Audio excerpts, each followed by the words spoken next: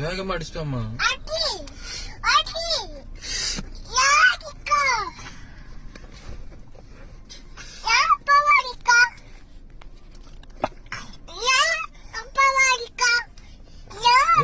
நீ அடிக்க கூடாது.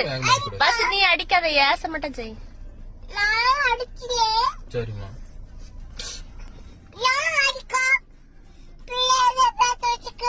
பிள்ளை எதுக்கு பத்து வச்சிருக்கு?